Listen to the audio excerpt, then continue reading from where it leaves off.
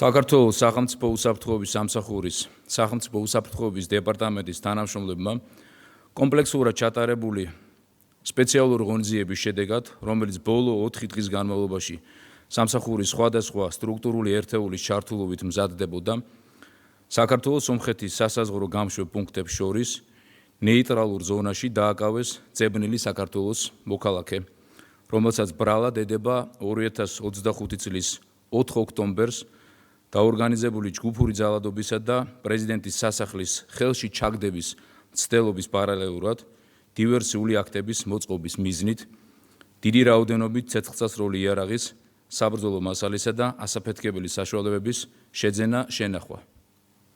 შეგახსენებთ, რომ გასული წლის 4 ოქტომბერს სახელმწიფო უსაფრთხოების სამსახურის თანამშრომლებმა თბილისის მახლობლად ტყის მასივში სპეციალურ სამალავში აღმოაჩინეს გადამალული ცეცხლსასროლი იარაღი, საბრძოლო მასალა და ასაფეთქებელი ნივთიერებები დეტონატორით. გამოძიებით დადგენილია, რომ უკრაინაში მოქმედი ერთ-ერთი სამხედრო დანაყოფის ქართველი წარმომადგენლის მითითებით დაკავებულს შეძენილი ჰქონდა ზემოთხსენებული საბრძოლო მასალა, რომელთაც 4 ოქტომბრის არეულობის ორგანიზატორებს საჭიროების შემთხვევაში დივერსია უნდა მოეწყოთ.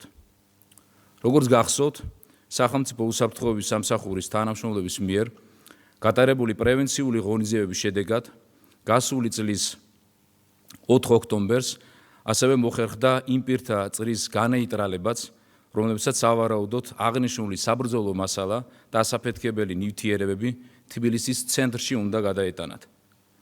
დაკავებულს ბრალი საქართველოს სისხლის სამართლის კოდექსის 236 მუხლის მესამე ნაწილით გასული წლის 6 ოქტომბერს დაუსწრებლად წარედგინა.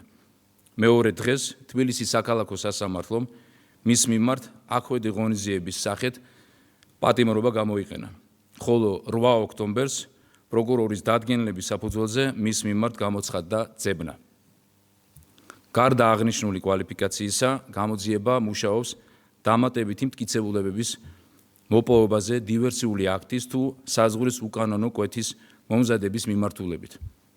ასევე გამოძიება მუშაობს დაკავებული პირისა და მისთვის დანაშაულებრივი დავალებების მიმცემი პირების კონტაქტების დადგენაზე ბაჩანა ახალაიასთან, პაატა ბურჯულაძესთან და 2025 წლის 4 ოქტომბრის დანაშაულის ორგანიზებაში ჩართულ სხვა პირებთან. მადლობა ყურადღებისთვის.